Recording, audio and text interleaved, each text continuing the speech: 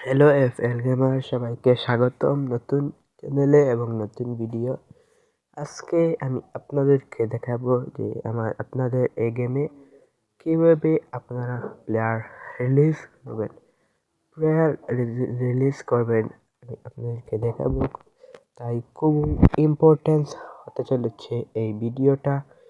মনোযোগ সহকারে আপনারা সবাই এই ভিডিওটি দেখবেন এবং ফুল ভিডিওটি আপনারা দেখবেন।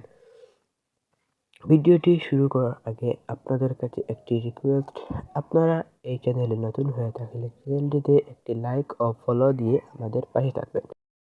ফার্স্ট অফ অল চলে আসলাম আমরা গেমের ইন্টারফেসটা আপডেট হওয়ার পর এইরকম। তাই আমরা গেমে চলে আসলাম। তারপর এই যে ক্যারিয়ার নামে একটি অপশন রয়েছে, সেই ক্যারিয়ার অপশনে আপনারা একবার ক্লিক করবেন।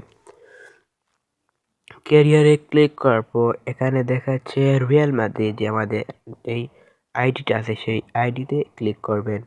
তারপর ক্লিক করার পর যে ট্রান্সফার মার্কেট দেখছেন, ট্রান্সফারে ক্লিক করবেন এবং আপনাদের টাকা থাকতে হবে, তা না হলে আপনারা কিছুতেই কিনতে পারবেন না এই প্লেয়ারগুলা। তাই ফুল ভিডিওটি আপনারা দেখুন। তারপর রিলিজ অপশনে ক্লিক করবেন। এই দেখেন রিলিজ অপশন, আমি আপনাদেরকে দেখাই। রিলিজ অপশনে আপনারা ক্লিক করবেন। রিলিজ অপশনে আপনারা ক্লিক করার পর একটি প্লেয়ারকে আপনারা সেট করবেন। যে প্লেয়ারটা আপনাদের চয়েস, সেই প্লেয়ারটাকে আপনারা সেট করবেন। আমি এখান থেকে আর্দাগুলারকে সেট করলাম। আর্দাগুলারকে সেট করার পর এখানে কয়েকটি ক্লাব আমাদেরকে দিয়ে দিয়েছে অপশন। যেই ক্লাবগুলো একটু বেশি আমাদেরকে টাকা দিবে সেই প্লেয়ারগুলোকে আমরা অবশ্যই কিনবো। সেই প্লেয়ারগুলোতে আমরা এই প্লেয়ারটিকে সাইন করাবো।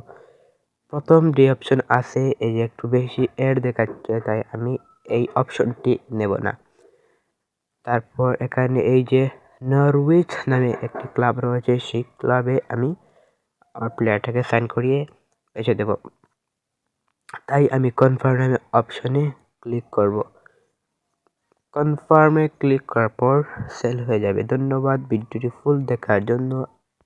ভিডিওটি ভালো লাগলে চ্যানেলটি ফলো করে যাবেন।